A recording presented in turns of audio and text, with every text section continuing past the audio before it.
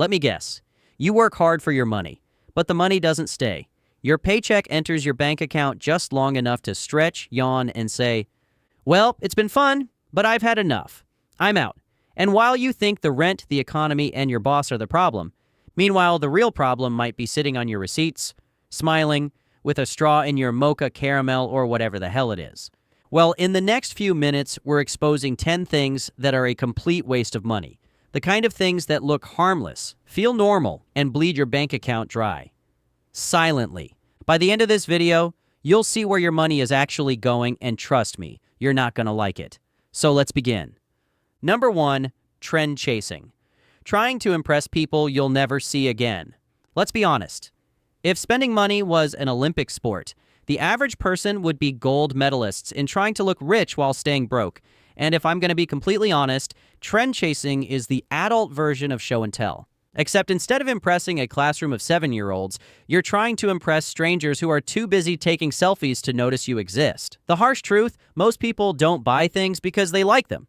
They buy things because they're terrified of being the odd one out. It's not consumer spending, it's consumer survival. You're not buying clothes, you're buying acceptance. You're not buying the new phone, you're buying relevance. And when you buy what's in, you've already agreed to buy again when the next version drops. Because trends don't end, they reset. Brands understand something most people never learn. Insecurity scales faster than innovation. The more unsure you are about yourself, the more profitable you are to them. But here's the villain reveal. Wealth doesn't compete. It opts out. You know who doesn't need to prove they're rich? People who are. True wealth whispers. Fake wealth yells from the parking lot. Real success doesn't care if the world claps. Pretend success needs the applause. You can chase trends forever, but you will never catch wealth while trying to keep up with perception. Because the moment you try to look rich, you've already lost. If trend chasing burns cash, then what society calls convenient is even worse. Because the next waste of money is something you drink, dump, and repeat. Number 2, convenience food and drinks. The $8 habit that feels innocent. All right, time to trigger some feelings a bit. That $7 iced mocha caramel double shot almond foam cinnamon cloud latte? Yeah, you know exactly what I'm talking about. Better yet, do you know why coffee shops write your name on the cup? Because branding you is cheaper than paying for advertising. Coffee shops, fast food casual chains, food delivery are the silent killers of financial momentum. Because convenience isn't about food, it's about dopamine. You're not paying for a meal. You're paying for the emotional spike that comes before the first bite. And delivery? That's the advanced mode of punishment. $12 for a sandwich. $4 delivery fee. $2.99 service fee. 15% tip or you're a terrible human. And the crazy part is, the food is worse by the time it arrives. You're paying restaurant prices for microwave quality food that costs more to arrive late than it costs to make. The cruel twist? Convenience doesn't save time. It steals future time. Because every $2,000 a year spent on convenience food isn't just money, it's delayed freedom. Imagine waking up early to work for money, then spending money to avoid doing the things that cost nothing. We cook to survive. This generation door dashes to cope, and the app wins every single time. Convenience is the tax we pay for never mastering the basics. Your time isn't too valuable to cook. You've just been convinced your boredom is. When convenience becomes lifestyle, wealth becomes impossible. Because every small leak sinks the same ship as a cannonball. But convenience isn't the only slow leak. Sometimes you're not paying for speed. You're paying for permission to feel good. Number 3, monthly subscriptions. Death by $1,014.99. Now stop what you're doing and pay attention to what I'm about to say. Nothing traps modern adults faster than recurring autopay.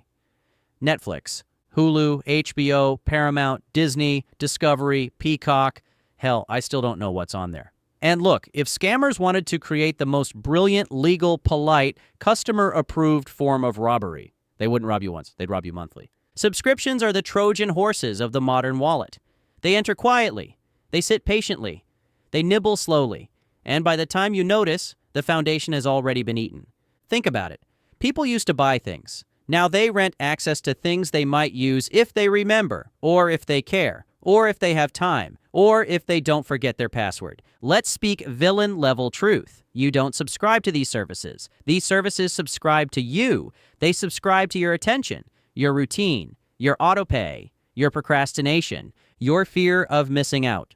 Oh, and speaking of autopay, that wasn't invented for convenience. It was invented to prevent you from changing your mind. The business model is simple. Make it cheap enough to ignore. Make it automatic enough to forget. Make it inconvenient enough to cancel. Make it socially awkward to question.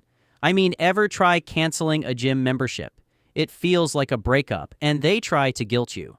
Subscription culture has turned the average person into this: a host organism feeding digital parasites. Netflix might not bankrupt you, but Netflix plus Hulu, plus Disney, plus Apple, plus Spotify, plus HBO, plus Adobe, plus DoorDash, Pass, plus Amazon Prime, plus the subscription for the subscriptions upgrade. That's not living your best life. That's financial self-sabotage dressed as self-care. You're not losing $10 a month. You're losing $10 times 12 times 5 years times opportunity cost times inflation times regret. The problem with subscriptions is the same problem with termites. You don't notice the damage until the collapse. But subscriptions aren't the most dangerous waste. The next one is disguised as self-improvement, and it's easily the most expensive scam of all. Number 4, expensive degrees that don't lead to income. College used to be the golden ticket. Today, it's a $120,000 lottery scratch-off with a 64% chance you won't even work in the damn field you studied for. If I'm going to be completely honest, people are getting degrees in subjects they're not passionate about. College was once the golden staircase to a better life. Today, it's more like a treadmill powered by student loans. You sweat, you try, you move. Yet somehow you stay exactly where you started, just more tired and heavily invoiced. The system's sales pitch is flawless. Go to school so you don't fall behind. A degree guarantees success. College is the only path. They sell certainty the way fast food sells happiness. Quick, emotional, and temporary. But here's the villain truth. Education is priceless. But the price they charge isn't for education. It's for delay. Delay your independence. Delay your income. Delay adulthood. Delay responsibility, decision-making, risk-taking. A 4-year degree is the most accepted and socially encouraged form of procrastination. And yes, some careers need degrees. Doctors, engineers, pilots, please let these people study.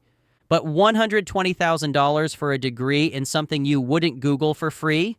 That's not education. That's a financial detour with decorative buildings. The plot twist, 64% of graduates never work in the field they studied. That's not a coincidence. That's a business model. Universities aren't schools. They're corporations with mascots. Their customers are students. Their revenue is debt. Their retention strategy is fear. You're not buying knowledge, and you're renting validation. And society applauds you for it, because broke with a degree sounds better than broke without one.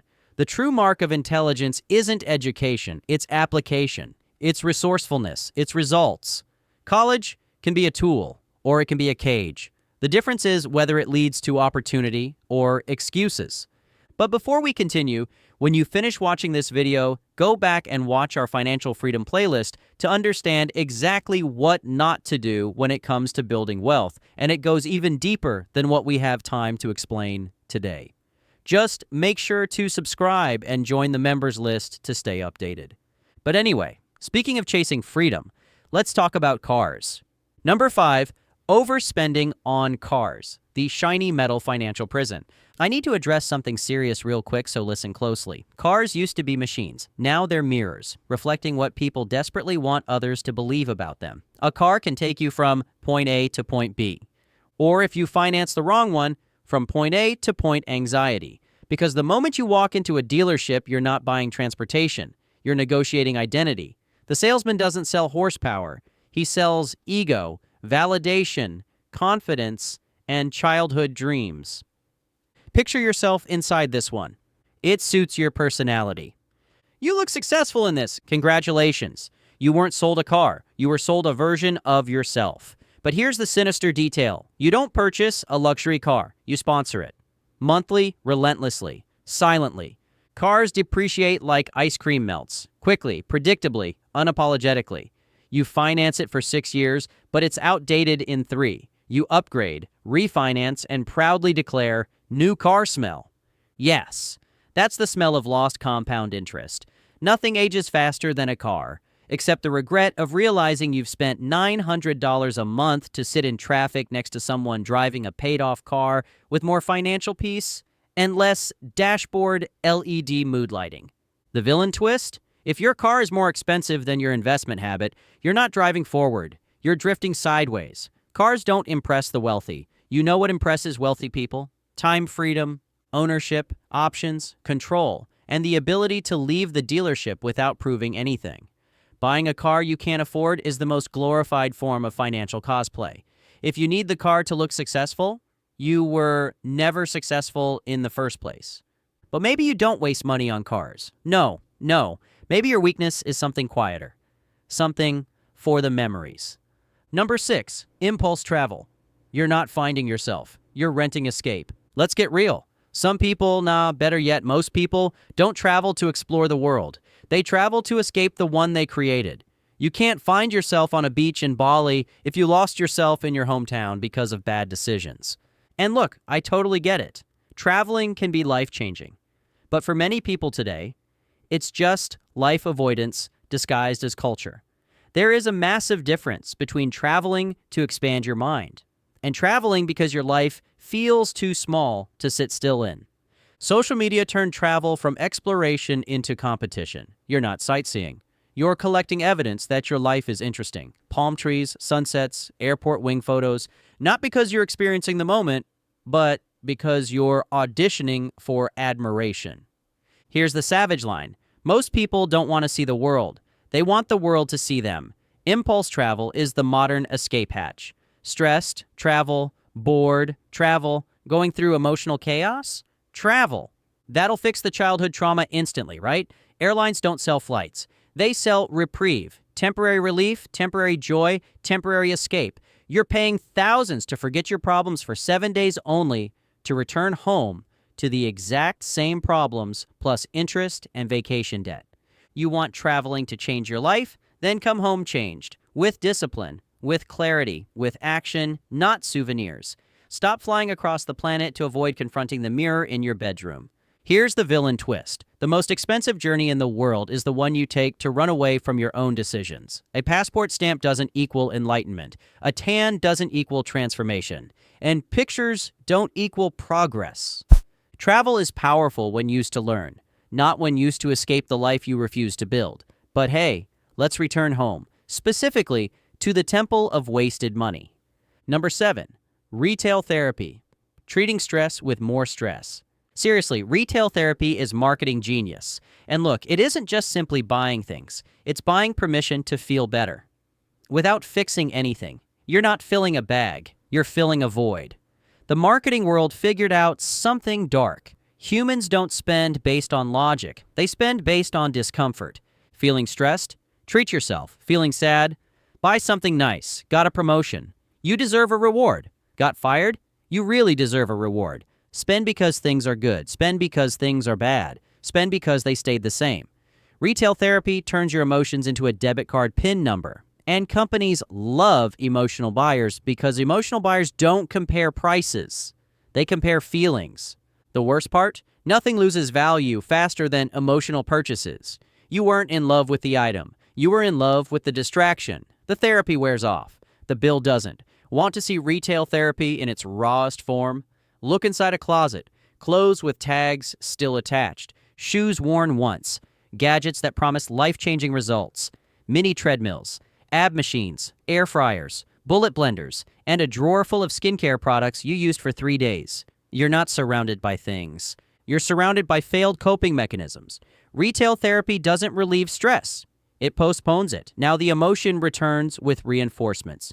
Shame, regret, a smaller bank balance.